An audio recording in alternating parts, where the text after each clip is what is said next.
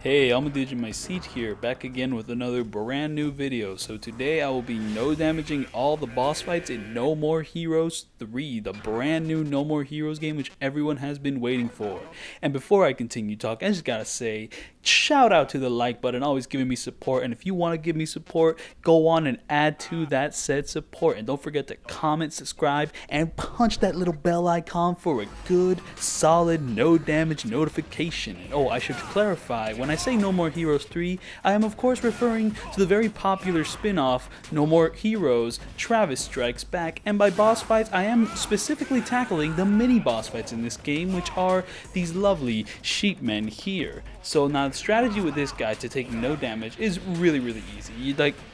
Honestly, the footage should speak for itself, but he has what I would call lightning powers per se, and these lightning powers do no damage to you. If you look at the bottom right corner, you are literally not taking any damage whatsoever. So really any strategy could apply here. However, one thing you have to watch out for is that his attacks are so slow that sometimes he can catch you off guard. It's the kind of thing where you expect something to happen but it doesn't happen. Consider you're in a time field of sorts and one opponent can predict the other opponent's attacks, and they predict that the opponent will do a certain thing. However, if the other opponent can move a second faster in time, the predictions of the other man will not work because they'll be a second behind. So the man who does not have the ability to see forward in time can take advantage of that to get a little bit of an advantage on their opponent. This is what can happen here because you are gifted with the knowledge of the code of the game. So if you're not prepared to deal with the second slower ability of the boss fight, it might catch you off guard. However, you would have to be very unlucky and very unskilled to be caught off by such a silly nature. And yes, so here we're going to move on to Sheepman Red. He shows up in the last level of the game. However, he is not the last mini-boss in the game. That really should be clarified. Now, the first Sheepman fight, he was really slow, and this guy is no different. However, there is a catch. Instead of lightning powers, he is settled with massive debt.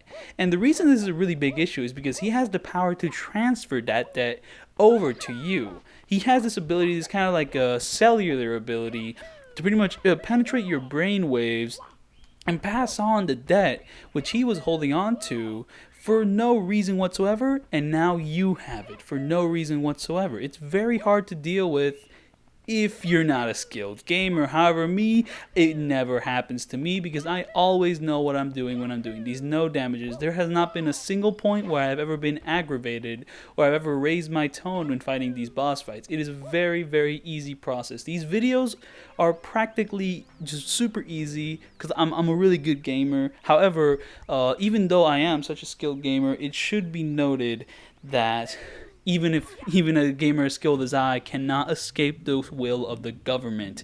And this is where we have to talk about something a little serious here. We have to talk about the 5G cellular towers. Now, these towers are being installed without our permission as a people. And not only are these towers being installed without our permission, they are doing harmful things to the generations of children which we want to succeed, but they won't if they're being turned into dogs. This is the fault with the US government. Everyone's going to be turned into dogs against their will using the 5G cellular towers. What happens is that their brain waves will penetrate through your skull, and then you'll be tricked into thinking you're a dog. And that is purely psychological. Some people can handle that, and I would even be inclined to say that maybe society could improve if it's simply a psychological resurgence. How do you say that word? Resurgence? A psychological reassurance. No, not. It's not reassuring you of something. It's a resurgence. Yes, that's what it is. A psychological reassurance. I can say one word correctly, but I cannot say both of them at the same time. This is a little concerning. The government may already be trying to stop me from learning a certain bit of information which could help me in the long run. But the issue with is that this plan is going to go beyond psychological ramifications. It's going to alter your physical ability. Because if you believe something hard enough, your body will physically begin to change. Here, I'll bring you a very poignant example. So, a man wants his arm to grow bigger. Just, a little more bicep, a little more tricep. He starts to think about it. He starts to really think about it. and then in 5 years it's bigger. How did this happen? Well, the thing is that our subconscious is a lot stronger than people give it credit for. Because in those 5 years, the man may have only been thinking, but subconsciously, his arm started to move. It started moving up and down, very rhythmic but fast motion. This is not unlike the first White Sheep Man fight. No, not White Sheep Man. That is the first boss in Travis Strikes Again. But I'm talking about the mini bosses, because this video is all about the mini bosses in the brand new No More Heroes 3, which is coming out this August, which I got a early release copy for. I don't know, this footage looks amazing. I don't know, the game has a really stark visual style that I just absolutely love. It's kind of like this great combination between the first No More Heroes and more modern tech. I mean, the first No More Heroes had a pretty rough transition to PS3. I don't know, the PS3 copy is a little too glossy. Like, I mean, it's more technically more HD, but it's kind of missing the point of the edgier, like, shadowy shading of the original game. But No More Heroes 3 strikes this amazing balance between more HD textures and the edgier look of the first game. And it's the perfect evolution of everything we've been waiting for. And it's probably the best looking game on Switch right now. I mean, look at it. It speaks for itself. But now, I shouldn't get caught up in this discussion of entertainment products in the face of the disgraces and war crimes committed by our government every single day. For example, there is this lie spread around certain academic circles that Latin is a dead language. Now, some of you may be confused. Wait, but they still teach Latin class in schools, right? There's still Latin classes in college. Don't lawyers learn Latin? Well, those first 2 points are correct. However, that point about the lawyers is actually false. In order to become a lawyer, you don't need to learn Latin. People just say that to confuse you and to hide the truth, because less and less people are learning Latin, even though it is still spoken very fondly of in Ukraine. In fact, the main language in Ukraine is Latin. You can't actually communicate with anyone if you don't know Latin. That's something the government was planning. They were going to send everyone to Ukraine, but nobody would know Latin, which would cause an epidemic disaster because nobody would be able to communicate with each other. It would have been horrible. Another thing which people have been hiding from you, people. I do not want to talk ill of the people, because the people are simply tools of the government, the corrupt and nasty government. And one thing that they're also hiding is that ramen is purely made of duck. Now, there's been like many different types of ramen, like miso ramen, the tonk, I don't know how to pronounce it, but there's like quite a few forms of ramen built by different broths, like different ingredients and just different textures and all that. This is all false. It is all made by duck. The only reason it has different flavors and different textures is because it's different processes of processing that said duck. And you may be wondering, yes, ramen is made of duck. It's one of the ingredients in the broth, right? Wrong. It is everything in the ramen. The liquid, it was excreted from ducks. The texture, it was taken from ducks. Every single ingredient of meat, fish, or vegetable in the broth, it is also taken from ducks. The noodles are actually carved straight from the wings of ducks. And even the bowl itself was hardened, coiled, and put into... Okay, now, I don't know much about ceramics, so this part's going to be a little tricky for me to explain. Hopefully, I don't know, if I had more of a field in that ceramics space, I could have explained more how the ducks are cremated into these bowls. But these bowls are also made of ducks, so just never forget that. Now, I'm a little confused why the government didn't choose to turn people into ducks, because ducks can fly, dogs can't. In fact, I don't even know why the government wants to turn you into a dog per se. But there is maybe one explanation which I think can kind of clear everything up, is that dogs cannot fly. And the one thing which humans love to do is fly. I mean, airplanes have always been a common staple of getting to one place from another, given that human beings cannot walk for more than 2 hours. This is scientifically proven. There's been a lot of studies on this. Human beings cannot walk for more than 2 hours. Something will happen where your legs will discombobulate. I don't know, discombobulate is a term which only really happens when your hearing is impaired. That's actually false. It can also happen to your legs. It's a pretty nasty thing, so I do not recommend you walk more than 2 hours. It has really nasty side effects. Now, the reason people are able to find out this information, because, most people don't walk for 2 hours. I mean, that's a really uncommon thing to do. But the reason people are able to find out, the side effects of walking around for 2 hours and still live to tell the tale is this one man named Eric. Let's call him that. He actually likes to keep his name secret, but he just kept walking over and over to find Nashville. And, in order to found Nashville, he just kept walking and walking and walking. And from his coordinates and chart, it would have taken him an hour and 30 minutes to reach Nashville. But at an hour 45, he was nowhere near close to the destination he was told he would arrive at. And then once the 2 hours hit, his knees discombobulated. His calves discombobulated. His thigh discombobulated. His toes discombobulated. Every single being of his lower half discombobulated. Every bone, muscle, spasm discombobulated, and there was nothing he could do about it. However, his will was so strong to see Nashville that he kept living on through the pain. He got up on his hind arms and started making motions similar, not too dissimilar, to a large gibbon or gorilla in order to continue getting to Nashville. And he actually hitchhiked over to where he thought Nashville would be, and they kept driving over and over and over. Now, you can drive for more than 2 hours, though it is not advised, because there is still a very, very rare chance that your legs could still discombobulate if you do a certain motion while pressing the pedal in order to go forward. Now, I have never driven a car in my life, so this is a little bit of a new concept for me.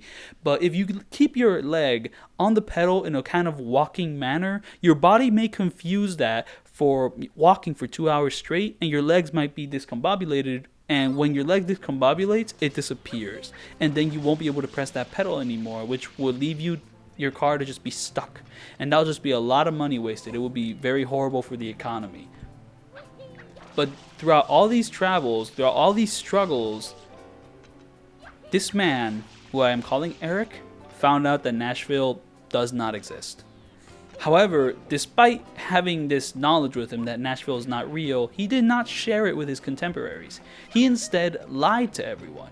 He said that Nashville was this wonderful place and that everyone should go visit, and then he went to a random stretch of land and called it Nashville. And then he started selling a lot of novelty items based around Nashville, and just a lot of things which weren't even traced back to the idea of Nashville, but he just came up on the spot. And it had a successful economy, booming business, but Nashville's not real. It's all a figment of his imagination and of the collective mimetic imagination of his entire audience. In a sense, we are the audience of the government, as we are all turned into dogs. However, unlike Nashville, the possibility of being turned into a dog against your will is sadly very, very real. This is the reality we live in. Oh my goodness, I'm having trouble pronouncing words. This is going to be very hard for when the revolt comes in. I kind of need to practice my speech patterns better so I can kind of rally up the crowd in order to perform some of the acts in order to stop the government from taking advantage of our ignorance of dogs. And that's another thing. Dogs can walk for more than 2 hours, yet no part of their body ever discombobulates. And the thing is, there's so many different possibilities on whether this is true or not.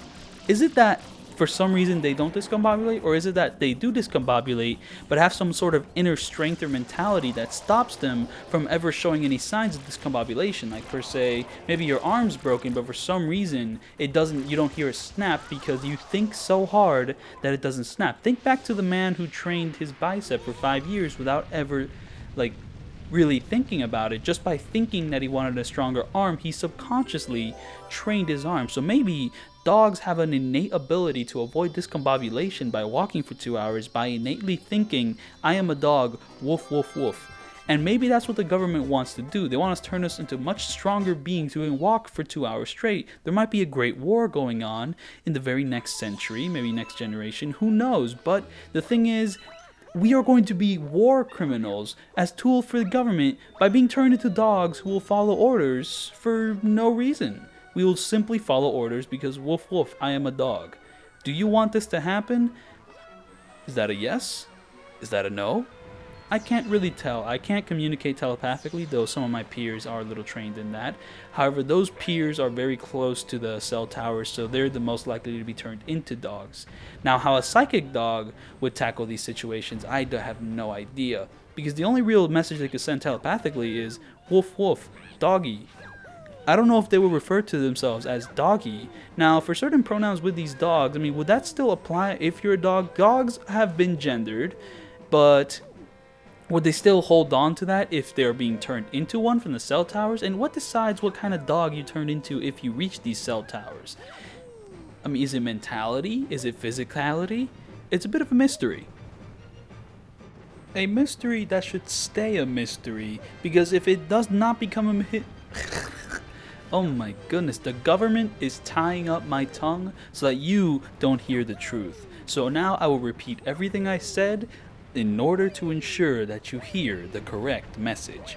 It is a mystery that should remain a mystery in order to be free people, because if it stops being a mystery, that means we failed as a society to stop us from being turned into dogs from the 5G cell towers. Now, one way to free yourself is to free your mentality. Back again to that guy who got a bigger bicep in 5 years simply due to his mentality and nothing to do with his physicality. Mentality and the subconscious are very important, and now I will strengthen your mentality by handing you a hypothetical situation delivered through this literary narrative. Now, here. I wrote this down in my sketchbook, so let me reiterate from there. It's a little bit of a long piece, I hope you bear with me here. So, I was watching the critically acclaimed show Twin Peaks, but the one I watched was a little different from what I was told it would be. It was more of an interactive experience. The beginning was exactly how I was told it would be, but then there was a critical moment where everything changed and it became a PS1 style horror game. And it switches genre from video game to movie to documentary to social experiment to an MK Ultra experiment. The way it transitions into this alone is a little bit, shall I say, insane. So the characters are in a mall of sorts, and there are scenes in the mall. But there's also these screens that held a message that everyone has to leave the mall because the owner got COVID.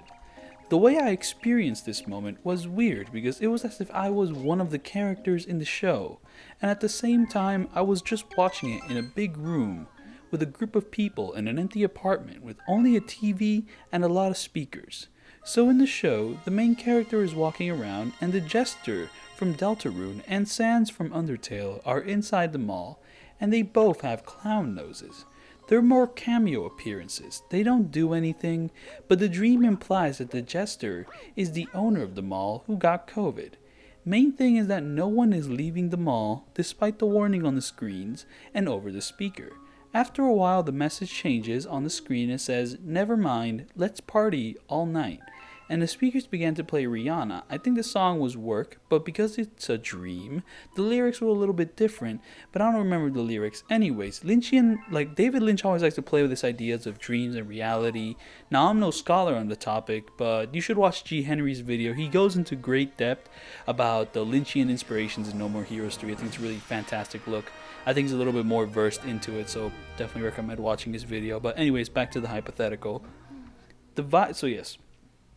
But the vibe changes in the mall, and in real life, in the empty apartment, because there's 3 layers. There is the reality, there is the real world in the fiction world, and then there's the dream world in the fiction world. So we move on from the dream world to in reality of the fiction world. Everyone begins to really feel themselves. And I remember thinking as a person who was in that empty apartment that I love how this director submits to what the common people want to see. Or something like that. It was a little bit of a pretentious thought in the dreamscape. It was a little weird. I didn't want to expose myself like that. Something of note is that in this moment, I had a vague idea of what Twin Peaks morphs into as it becomes that experience. But I had no idea how it would transition into that. So believe me, I was shocked when it happened. So the song Work begins to build up to that chorus, and just as the beat was about to drop, the speakers begin to crack and get absolutely blasted with the most ungodly mechanical industrial metal, and everyone begins to shit themselves, literally. The message on the screen in the mall also changes to "Please leave." Everyone is running out of the mall, and here's the thing. In real life, in the empty apartment where I was watching this, the exact same thing happened. Ungodly industrial mind rape blasted everyone in that dark apartment, and everyone started to run out of the building, and one guy who passed me by commented, "What the fuck, this guy enjoys torturing people." As everyone left, I was in bliss. I was just so pleased that this director of Twin Peaks used a popular song and then did a complete 180 in order to defeat the government and to wake everyone up to the true nature of their existence. I was still being blasted with that music though. I knew I had to leave or I would be in danger, but I was kind of enjoying the moment of freedom. I was enjoying just how wonderful this new sensation was, and I was laughing pretty hard, but deep down I was also kind of scared what would happen if I didn't run out of that building at that exact moment, and what was to come next. Believe me, I woke up a changed man. And you can do this exact same thing too if you subscribe to my Audible link, which I put down into the description. It's going to be a little bit hard to see, and if you don't see it, I'm afraid I'm going to have to call you illiterate, because if you can't see the link, it means you can't read. I don't mean to insult you, but that's just facts. I'm sorry. Now, to get back to the hypothetical, now the big decision you have to make is, do you stay in that room or do you leave? Now, the benefit of staying into that room is that your mind becomes more free. However, freedom is a circular pattern, and it means that your brain will literally start to be torn apart in a circular manner. Kind of like how when you break into bread unnaturally, it breaks into a circle. The same thing would happen to your brain. Now, this isn't entirely a negative process. There is some positive affirmations to having your brain torn apart, but only slightly. If you go overboard, the positive effects become nullified as your brain is now turned into bread. And bread brain doesn't really help you much when trying to fight the government. Now, you want some of your brain to be breaded, but you don't want all of it to be breaded, because you really wouldn't be any different from a dog, except you would actually be weaker, because at least dogs can walk for 2 hours without being discombobulated. You, however, would have all the disadvantages of being a dog, while also having the ability and weakness to be discombobulated. It's a really, really sad thing. So anyways, thanks for watching my video where I no damage all the boss fights in No More Heroes 3. It's a fantastic game. So thankful for Suda for giving me a release copy. It's a really wonderful game, guys. You're going to enjoy it a lot. I mean, this footage has been absolutely fantastic. I mean, there's just no way this game looks bad. It's going to be game of the year, alright? See ya then. Peace.